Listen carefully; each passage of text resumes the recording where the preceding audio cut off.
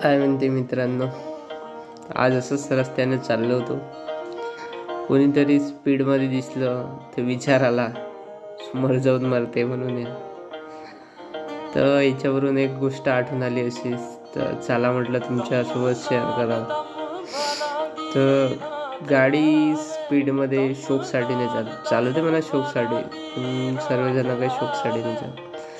कधी कधी जे मनातल्या भावना आहे ते आसूच्या बाबतीत बाहेर येतात.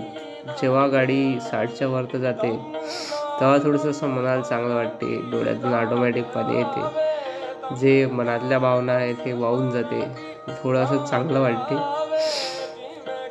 तसं मी पण आज स्पीडमध्ये चाललो, मस्त वाटलं थोडंसं. जेव्हा गाडी अशी आपण चालवतो, स्पीडमध्ये नाही चालवायला पाहिजे, पण कधी कधी जेव्हा मनात एकदमच दुःख वाटते, मन एकदम भरून येते, तर कधी कधी ठीक आहे, चालत होतो आपण मस्त बढिया. जेव्हा स्पीडमध्ये चालवतो ठीक आहे, भीती राहते, नाही चालवायला पाहिजे. घरचे सगळे राहते, आपापल्या घरचे राहते, आपल्यासाठी कोणी ना कोणी मम्मी डॅडीचा विचार करायला पाहिजे. पण बरं वाटते थोडं, मनातल्या भावना बाहेर आल्यावर. दुःख, भावना म्हटल्यापेक्षा दुःख बरं वाटते थोडं. फॅक्टरीवर आलो ना, फॅक्टरीवर आल्यावर दूरच मला जो माझ्या आधीचा वर्कर असते, मला डेली एक क्वेश्चन विचारते, एकटा गावावर राहतो.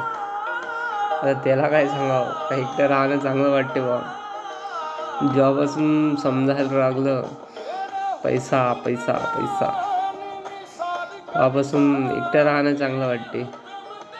आता सुट्टी जरी असली तर असं वाटत नाही कुठं जाव, काही करावं, फिरायला जाव, मामाच्या गावले जाव, कुठं जाव.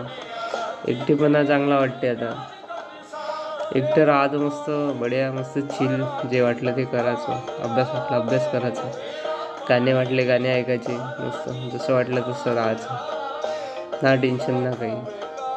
डेली रुटीन फिक्स आहे ते, फक्त रविवारी मस्त झोपायचं, दिवसभर झोप घ्यायची मस्त बढिया. थँक्यू.